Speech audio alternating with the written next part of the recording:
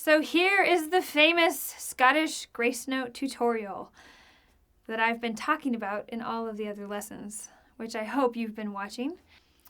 Scottish grace notes, like grace notes actually in any tradition, really help make the tune. If you don't put in the things that kind of flavor or cause the accent of the tune, then, you could just be playing. It doesn't necessarily sound like music. It just sounds like notes. So these are some things I'm going to show you that in the Scottish fiddle tradition make a tune sound Scottish. And a lot of these grace notes have been influenced by bagpipes from Scotland or by the singing traditions of Scotland. And then others are very fiddle-centric. So the cut is this great thing that happens in Scottish music. I guess you can call it a grace note. It's the thing that when you hear a Scottish tune for the first time, you say to yourself, what is that? I want to do that. And it happens in pretty much all Scottish tunes. Maybe not in slow airs, but in all the dance tunes.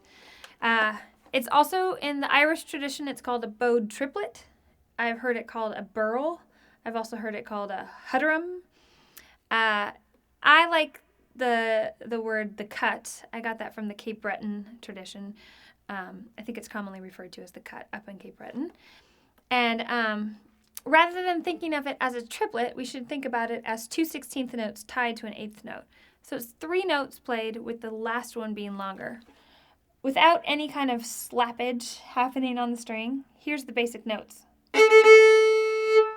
And if you wanted to play it with a pickup, just to kind of get into it, you could practice a scale, a D scale.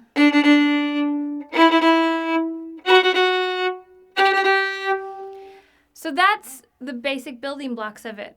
But to make it sound interesting, you actually have to do a bunch of stuff over here with your bow arm. I try to keep my fingers really, really loose, my wrist pretty loose, and for a nanosecond, I'm actually tensing up this part of my arm right by the elbow. This is really counterintuitive. We've learned to be relaxed our whole lives as we play the violin and do these nice entrances onto the string. And what I'm asking you to do is actually crash down on the string and lose all control for a very small amount of time and then gain it all back again. So on the D, you could do it with the pickup.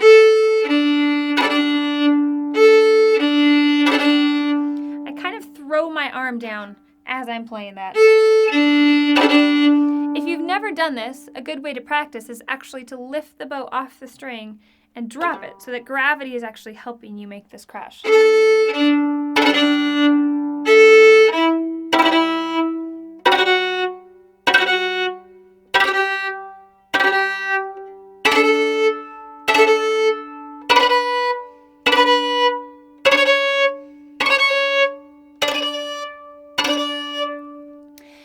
You may notice that I'm not playing way down here and I'm not playing way up here. I'm actually playing kind of in the middle of the bow.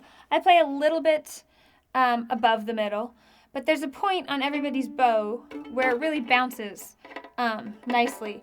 And that's the place you want to go. That's the place you want to look for to play this cut.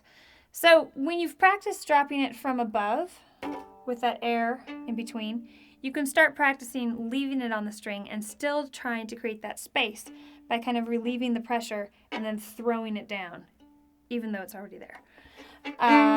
So maybe let's try doing a cut with an up bow at the end of it just to kind of sort out the down bow for the next note of the scale, sounding like this.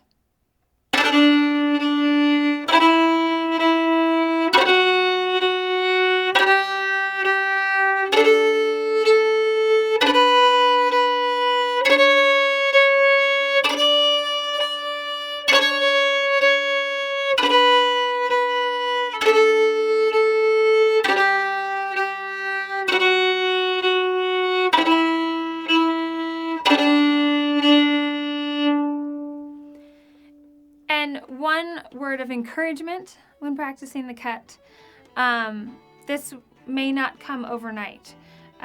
You may have to practice this a little bit, but once you get it, it's really in 99% of the fiddle tunes from Scotland. So it's really nice. It's nice to kind of spend a little time practicing it.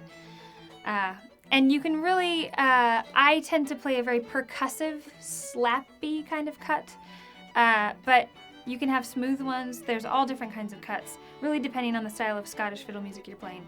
A Cape Breton cut is really different from a triplet from Shetland, or something from the east coast of Scotland.